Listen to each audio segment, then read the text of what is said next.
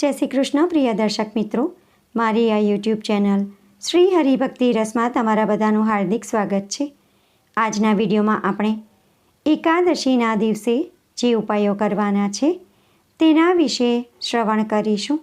સનાતન ધર્મમાં એકાદશી તિથિનું વિશેષ મહત્ત્વ છે.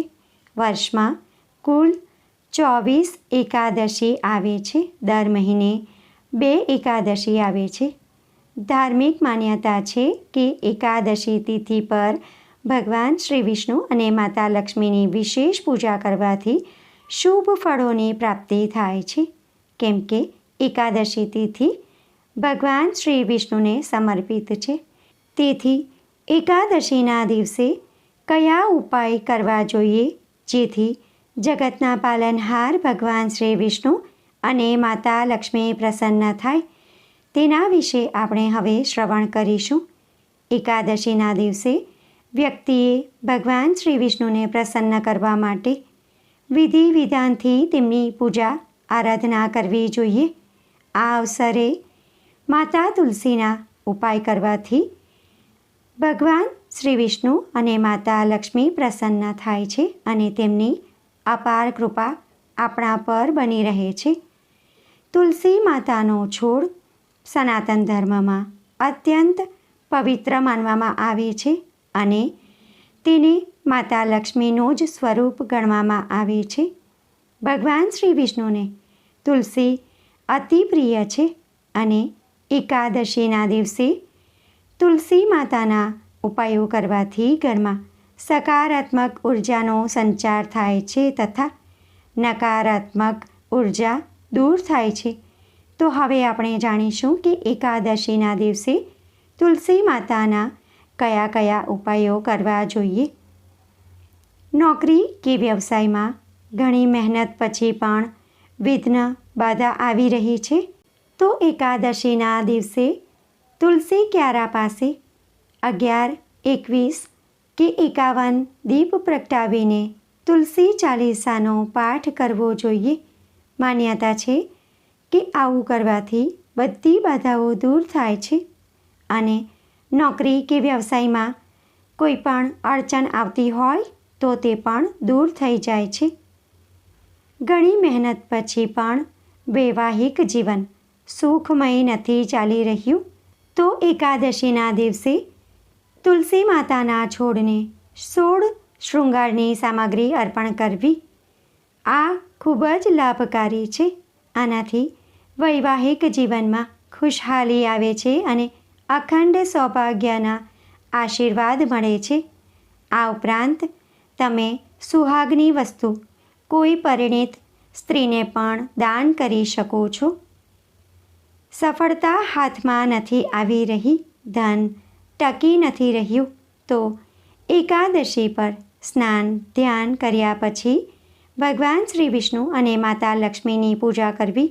પૂજાના સમયે ગાયના કાચા દૂધમાં તુલસી માતાના છોડની મંજરી ભેળવીને ભગવાન શ્રી વિષ્ણુનો અભિષેક કરો. આ ઉપાય કરવાથી આર્થિક સ્થિતિમાં સુધારો આવે છે. ઘરમાં કલહ મચી રહ્યો હોય, શાંતિ નથી રહેતી, તો એકાદશીના દિવસે તુલસી માતાના છોડ પર કલાવા ચડાવો. આથી ઘરમાં નકારાત્મક ઉર્જાનો પ્રભાવ ઓછો થાય છે, જેના કારણે ઘરમાં સુખ, સમૃદ્ધિ, સંપ અને સકારાત્મકતા ઉર્જાનો સંચાર થાય છે તથા માતા લક્ષ્મીનો હંમેશા માટે નિવાસ થાય છે. ઘરમાં ઐશ્વર્યની પ્રાપ્તિ થાય છે તથા આરોગ્ય પણ સારું રહે છે. એકાદશીના દિવસે માતા તુલસીની પૂજા ખાસ કરવી જોઈએ, કેમ કે તુલસી માતા ભગવાન શ્રી વિષ્ણુને અતિ પ્રિય છે. આ દિવસે તુલસી માતાનો પણ ઉપવાસ હોય છે, તો માતા તુલસીને જળ અર્પણ કરવું નહીં અને તેમને અડવું પણ નહીં, પરંતુ માતા તુલસીની પૂજા ખાસ કરવી. માતા તુલસીને કંકુ, અક્ષત, અબીર, ગુલાલ, સિંદૂર અને ફૂલો અર્પણ કરવા અને ધૂપ કરી દીવો પ્રગટાવી માતા તુલસીની આરતી કરવી અને તુલસી ક્યારાની આસપાસ 108 વખત પ્રદક્ષિણા કરવી. જો તમે 108 વખત પ્રદક્ષિણા ન કરી શકો તો 11 વખત પ્રદક્ષિણા ખાસ કરવી જોઈએ અને ત્યારબાદ માતા તુલસીને ક્ષમા પ્રાર્થના કરવાની કે હે માતા તુલસી, મારી પૂજામાં જે કંઈ પણ ભૂલચૂક થઈ હોય તે બદલ મને ક્ષમા કરજો. મને સદા સુહાગન રહેવાના આશીર્વાદ આપજો.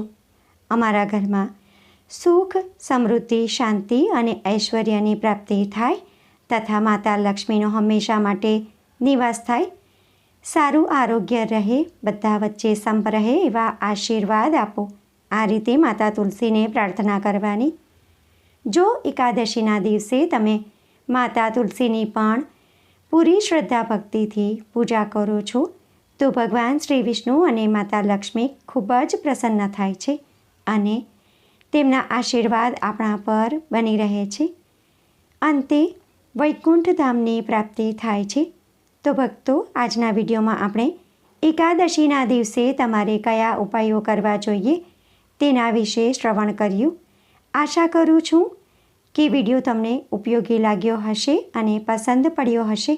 જો તમને વિડીયો પસંદ પડ્યો હોય તો વિડીયોને લાઈક કરી બીજા લોકો સુધી પ્રચાર કરજો, જેથી બીજા લોકો પણ શ્રવણ કરી શકે અને જાણકારી મેળવી શકે અને તે પુણ્યના પણ તમે ભાગીદાર થાવ. કોમેન્ટમાં જય વિષ્ણુ ભગવાન, જય લક્ષ્મી માતા, જય તુલસી માતા જરૂરથી લખજો. ફરી મળીશું એક નવા વિડીયો સાથે. ત્યાં સુધી બધા ભક્તોને મારા જય શ્રી કૃષ્ણ. વિડીયો જોવા માટે ધન્યવાદ.